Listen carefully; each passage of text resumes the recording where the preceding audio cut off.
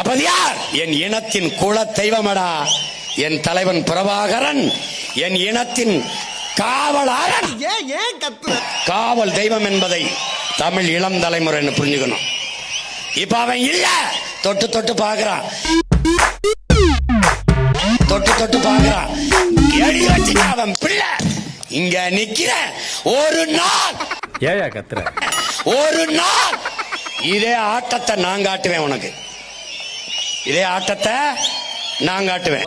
சாமி வேற சகோதரர்களாக இருக்கிற நீங்கள் மறந்து விடாதீர்கள், நாளை எதிர்காலத்தை நோக்கி நாம் பயணம் செய்ய போகிறோம்.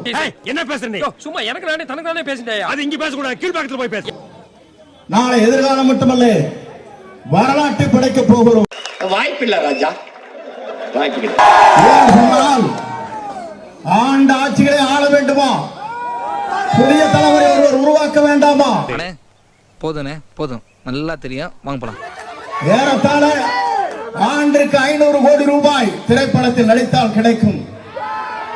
எலெக்ஷன் வேற வரப்போகுது, எனக்கு மாலை போட்டு போட்டோ எடுத்து நல்லா அமகலப்படுத்தணும், தெரியுதா?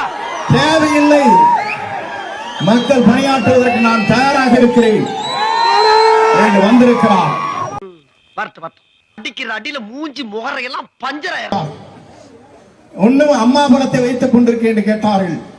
ஜனநாயகம் இங்கே இருக்கிறது, யார் படத்தை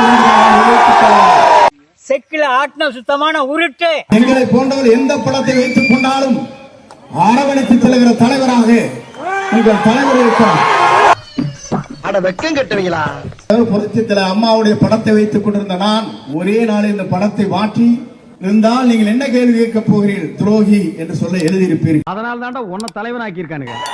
ஊழலற்ற ஆட்சியை அகற்றுவதற்கு மீண்டும் வர ஆட்சி, தமிழகத்திலே புனித ஆட்சியை கொண்டு வருவதற்கு, எங்க ஊர்க்கா சொல்லு, ஊழலற்ற ஆட்சியை அகற்றுவதற்கு மீண்டும் வர. இப்படி சோறுங்கிறக்கு எவ்வளவு மானம் கட்டு போய் தெரிய வேண்டியிருக்கு தெரியுமா? பேசுறாங்க பேச்சு போன்ற இளைஞர்களை பார்க்கின்ற போது உங்களோடு சேர்ந்து நானும் இந்த பணியில் ஆற்றுகிற நல்ல வாய்ப்பு எனக்கு கிடைத்திருக்கிறது.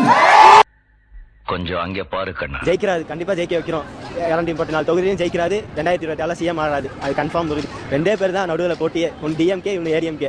எங்க ஊர்க்கா சொல்லு, ரெண்டே பேர் தான் நடுவில் போட்டியே, ஒன்னு டிஎம்கே, இன்னும் ஏடிஎம். மர்க்கா மர்க்கா சொல்லு. ரெண்டே பேர் தான் நடுவில் போட்டியே, ஒன்னு டிஎம்கே, இன்னும் ஏடிஎம். உங்களோடு சேர்ந்து நானும் இந்த பணியில் ஆற்றுகிற நல்ல வாய்ப்பு எனக்கு கிடைத்திருக்கிறது. சார், இதுக்கு பருத்தி மூட்டை பேசாம குடோன்ல இருக்கலாமே. நீங்கள் கவலைப்பட தேவையில்லை, நான் அவள் வருகிற போது வழிகாட்டியாக இருப்பேன்.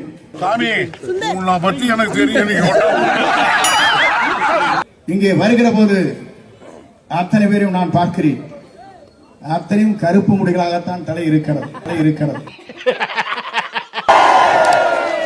ஏனென்றால் நீங்கள் அசைத்தால் தமிழகம் அசையும். உசுப்பேத்திரம் கிட்ட உம்முன்னும் கடுப்பேத்திரம் கிட்ட கம்முன்னு இருந்தா வாழ்க்கை ஜம்முன்னு.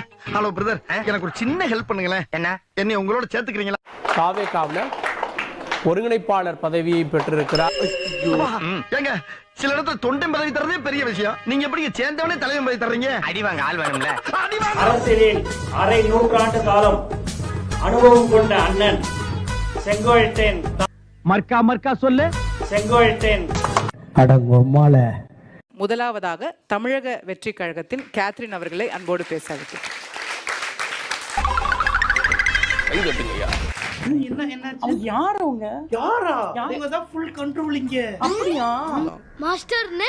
பொதுவாகவே பெண்கள் அப்படின்னாலே நல்லவங்களுக்கு தான் ஆதரவு கொடுப்பாங்க இல்லையா? போய் சொன்னாலும் நம்புற மாதிரி சொல்லலாம், இதெல்லாம் அவங்க நம்ப மாட்டாங்க.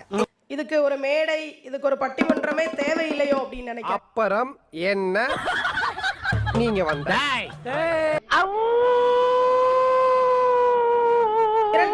2026 வாக்களிக்கக்கூடிய பெண்களுக்கு தெரியும், தமிழக வெற்றி கழகத்திற்கு வாக்களித்தால் மட்டும்தான் நாட்டின் இன்றைய நிலைமை மாறும். உங்களை மாதிரி மனுஷன்லாம் இருக்கனாலதான் கொஞ்சம் மாற்றி மழை பெய்யுது.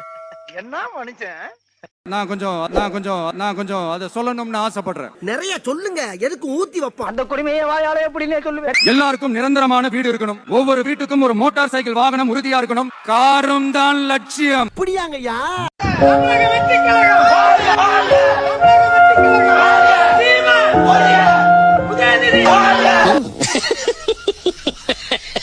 2026ல ரெண்டு பேருக்கு நடுவுல தான் போட்டியே.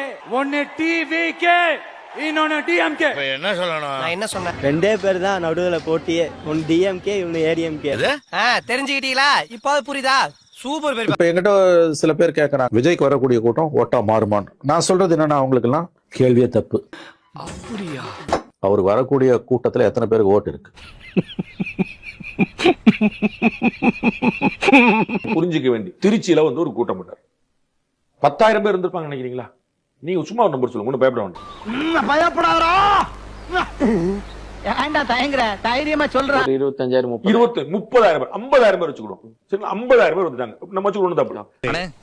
போதுனே போதும், நல்லா தெரியும். ஒரு சட்டமன்றத்துல ஜெயிக்கிறதுக்கு 1.5 லட்சம் ஓட்டு வாங்க. நீங்க புரிஞ்சுக்கணும். எல்லாருக்கும் நிரந்தரமான வீடு இருக்கணும். ஒவ்வொரு வீட்டுக்கும் ஒரு மோட்டார் சைக்கிள் வாகனம் உறுதியா இருக்கணும். காரும் தான் லட்சியம். தப்பிக்க முடியாது.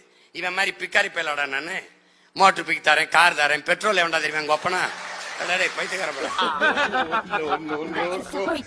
என்னது இதுவா? நான் விளையாட்டுக்கு சொன்னேன் வீட்டுக்கு ஒரு கார் தரேன்.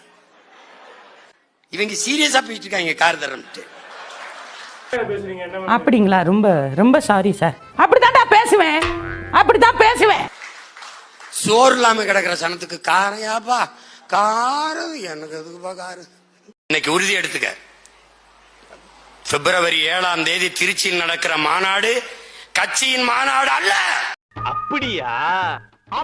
புறம் கூப்பிடு, எந்த கட்சியில இருக்கு ஒரு தடவை இந்த கூட்டத்துக்கு வா. வா, கொஞ்சம் மரியாதையா பேசு. வாடா. மரியாதை கட்டு போ, உனக்கு மரியாதை கட்டு போ. கட்சியின் மாநாடு அல்ல, தமிழ் பேரினத்தின் லட்சிய மாநாடு. அது நம் இனத்தின் திருவிழா. எல்லாரும் கூடுவோம்.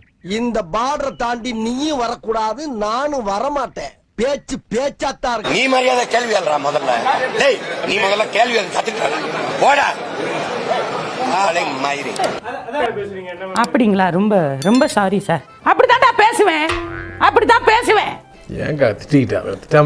நீ பொத்திட்டு உட்கார்ற. தந்தா முத்து தந்தா, பவளம் தந்தா, சத்துக்கு மீன் தந்தா, நண்டு தந்தா, எறா சுறாயெல்லாம் தந்தா. கவிதமா இருக்குதுல்ல?